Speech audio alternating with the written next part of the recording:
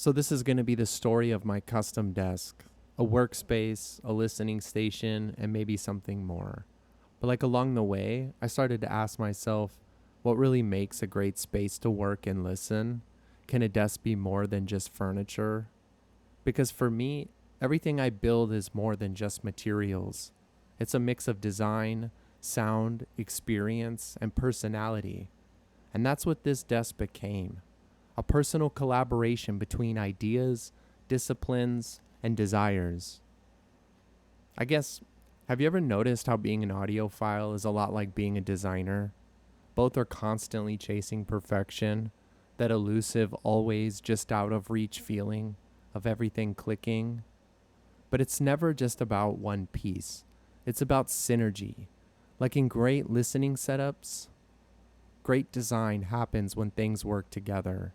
Speakers, cables, amplifiers, or furniture, color, layout, none of them stand alone. And yet context always shifts things. See, that same setup won't work for everyone. So what does that mean for this idea of perfection? Design isn't just about how something looks. It's about how it feels. It's how a chair works with a desk. It's how sound fills a space. It's how all of it shapes an experience. Isn't listening the same way? It's not just the amp or the DAC. It's the whole experience. So what if we started treating our listening rooms the same way we treat our favorite objects, as carefully designed environments? That's what I set out to do, to create a desk that didn't just hold gear, but actually shaped how I use it, a place that reflected me, such as an audiophile, designer, architect, artist, and creator. Of course, dreaming up a desk is one thing, building it, that's another story. You'll wear all the hats, designer, engineer, builder, and user, and maybe the harshest critic too. You've got to balance inspiration with constraints. Budget, space, practicality, you've got to compromise, and sometimes you have to play the bad guy to your own ideas. Sound familiar? That inner conflict, the one between what we want and what's realistic, that's where design really happens. It's where creativity meets discipline. Not everyone wants the same chair. Why should we expect everyone to want the same speakers? Taste changes, moods change, priorities shift, and that's okay. In fact, it's kind of the point. So why do we keep pretending there's one perfect setup?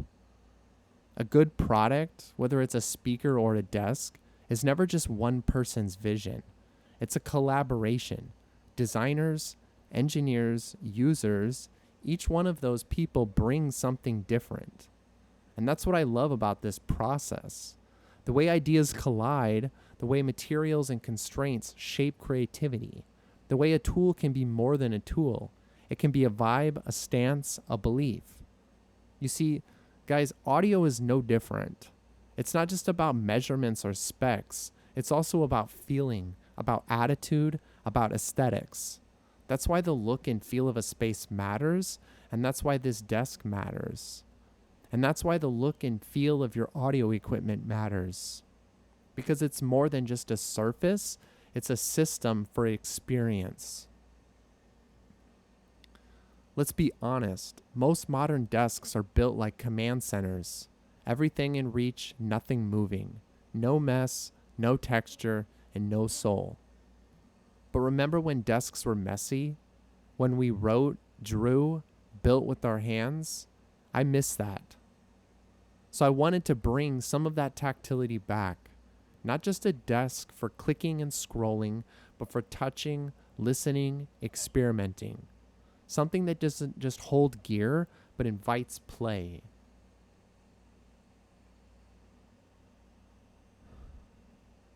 Now, is this desk perfect? No, not even close. Because it has flaws, and the surface is uneven. There are compromises that I had to make, and I knew that from the start. But here's the thing. Getting it 90% right, that got me 100% closer to my end goal.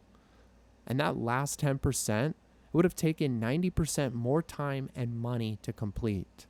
Sound familiar? Yeah, that's the law of diminishing returns, and it applies to desks, speakers, and everything in between.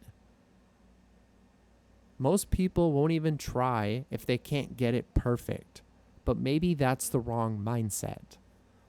What if instead of chasing perfect, we chased personal? What if we searched for different instead of better? See, this desk might not be perfect for you, but for me, it solves problems and it enhances my experience and it reflects who I am and how I want to listen and work. And isn't that what this is all about? So what would your vision of a perfect desk look like? And what does your space say about the way you listen? Let me know in the comments because I'd love to hear. Before I could design the right desk, I had to understand why the previous ones weren't working. So they say buy an IKEA desk, and at first I did with the excitement of setting up my first creative space. It was light, cheap, and it was easy to move, which I loved. And I even threw wheels on it, and suddenly I was in command. It felt like freedom. But like most things built to a price, it didn't last. Over time, that desk wore down, and sure, it held up mugs of coffee, and it suffered through countless sketches, edits, and brainstorms. But eventually it began to sag. Its charm faded. The once plump surface now drooped. Its strength gone. And what was once my modern solution had become a symbol of disposability. And is this what we've come to accept? That our furniture, like fast fashion, is built to fail? I can't help but think that some designers in the past were chasing permanence. Others, yeah, maybe not. Maybe their ideas were watered down, filtered through cost and scale until all that was left was veneer over particle board. You see, to some, that IKEA desk might have been perfect, but for me, it was always going to be temporary. Next came the sit-stand desk.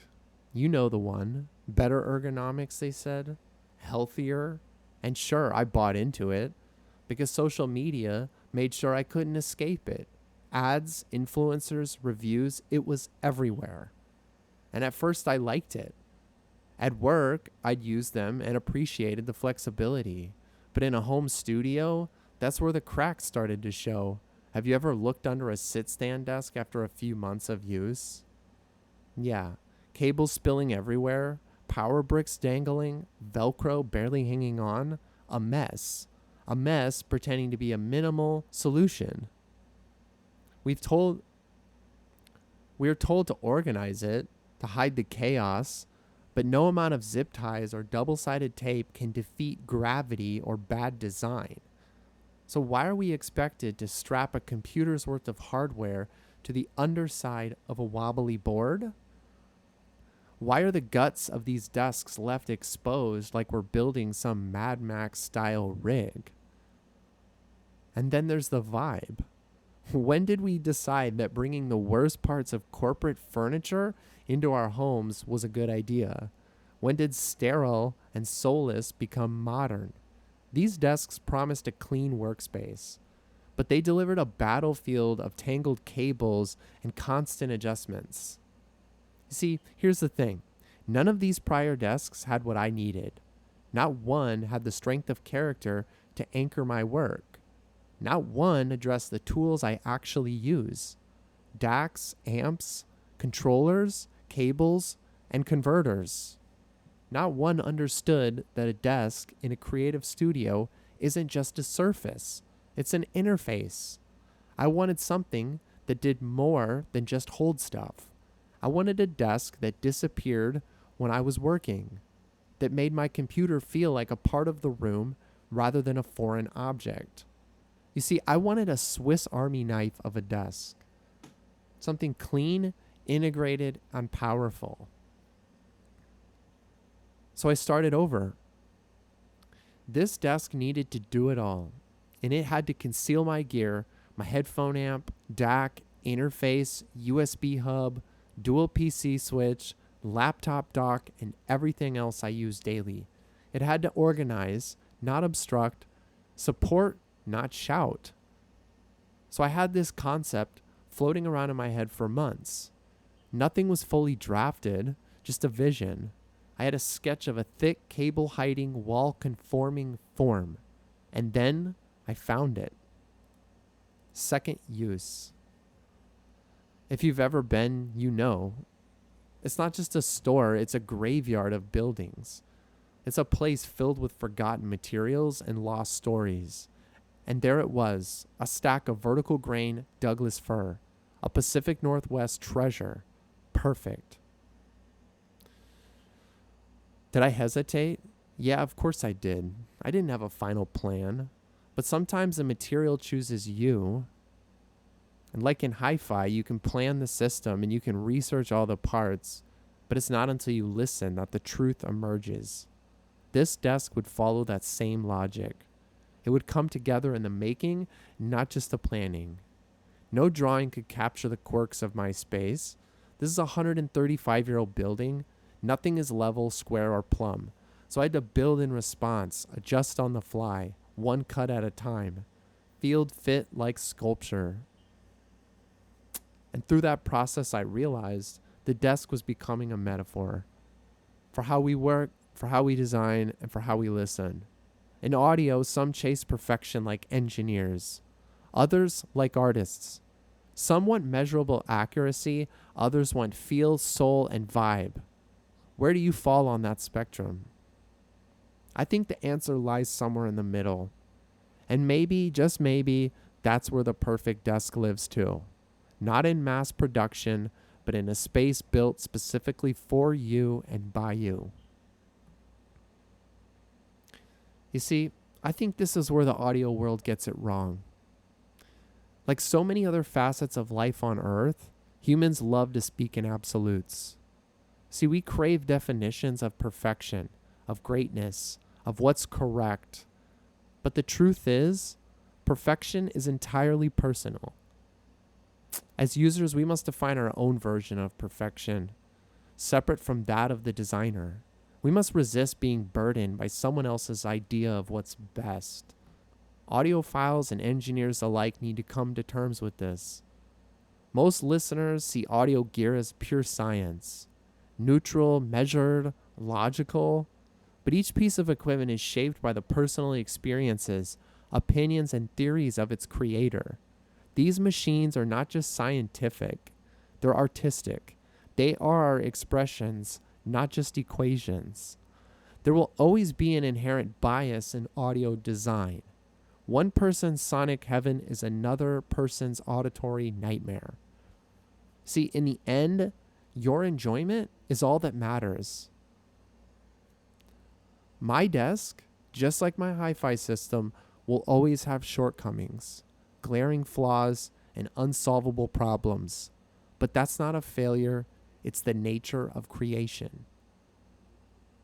Guys, we design based on the experience we want and what we can afford. It's a balance, rarely an ideal. To be a designer and an audiophile is to accept compromise. We dream big and fall short every day, and that's okay. The point is not perfection. The point is the experience. And so the pursuit of high-end audio is really a pursuit of enrichment. It's an attempt to deepen the experience. But here's the paradox. The more personal the experience, the less universal the definition of perfection becomes. Perfection, in this context, is defined by its own unique set of problems. And those problems are shaped by environment, resources, and aspirations. Designing this desk happened over countless moments. There were no deadlines, no blueprints set in stone. It was personal. Each version was pushed to its limits. Often the process looked like wandering because the best ideas arrive like flashes in the dark. You can't force them. You only hope to be ready when they arrive. Design is about vision. If the vision is clear and the execution is passionate, you can't fail. Even if the end result isn't revolutionary, the journey can still be meaningful. Not everything needs to be groundbreaking.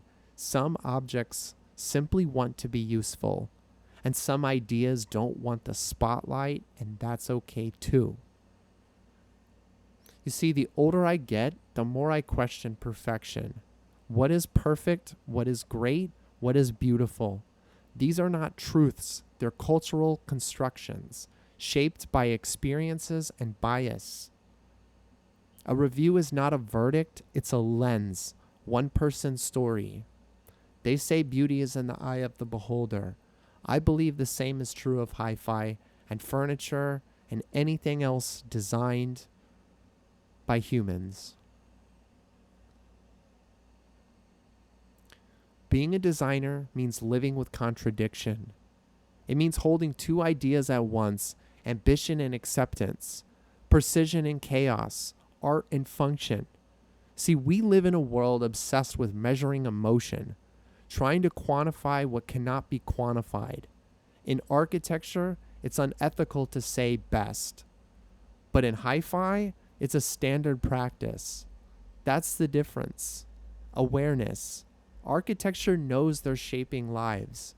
Audiophile marketing pretends it's just gear. Hi-fi, like furniture, like coffee, like art, exists in a dialectic, a tension, a balance between opposing ideas. And this desk was no different. At its core, it's defined by duality, a hunger for exploration, a demand for function. Great design is the management of contradiction. Everyone wants champagne on a beer budget. You aim for alignment between your goals and your reality. At best, you land somewhere close. The pursuit of any audio device is just that.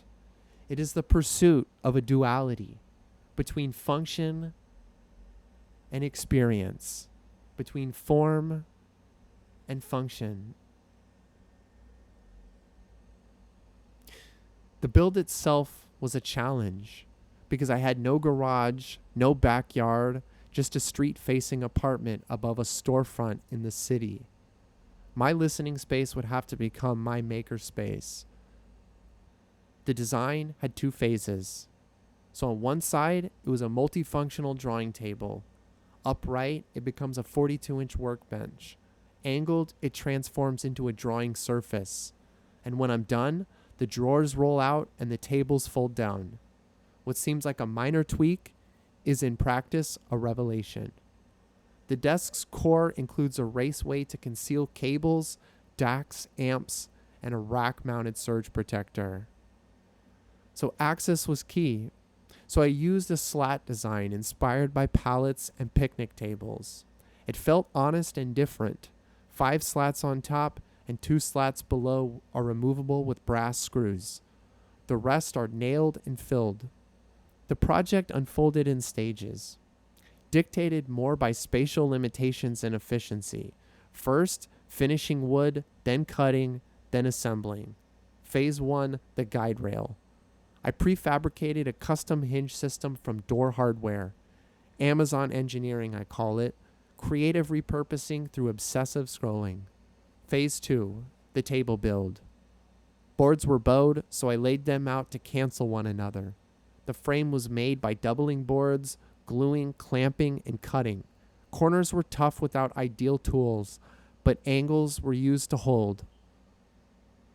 The internal frame was improvised, designed around the gear it would hold. My first idea was overcomplicated and structurally flawed. I revisited it on the fly for better access and more support. In the end, function would win. Most boards were nailed down to speed process and free up space. 7 panels got brass screws for removal. Tear-out was fixed with wood filler. Mounting to the wall was the hardest part, especially the angled cut for the window wall. The wall isn't square, likely earthquake damage. No compass could help. In the end, I screwed boards together to scribe the cut. The first cut slipped. The second chance was all that I had. I used expensive 24-inch wall-mounted desk legs, but they were worth it because without them, this wouldn't have been a levitating desk. It'd be just another table. With patience, I got them mounted and level. The desk fit, but the bad cut lined up just enough. A small miracle. Next, cable management. I drilled 2-inch holes between compartments. Barely enough space, tight but clean. Eventually I'll add more.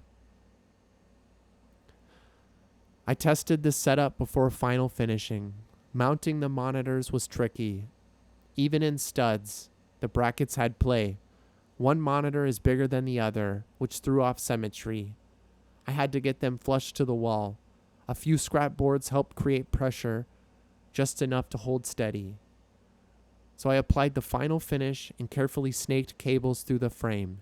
It felt like a game of Operation. Power cables first, always. For cooling, I added USB fans. One intake, one exhaust. They're loud, but for now, they'll do the job. There's still more to do, but for now, we'll call it done.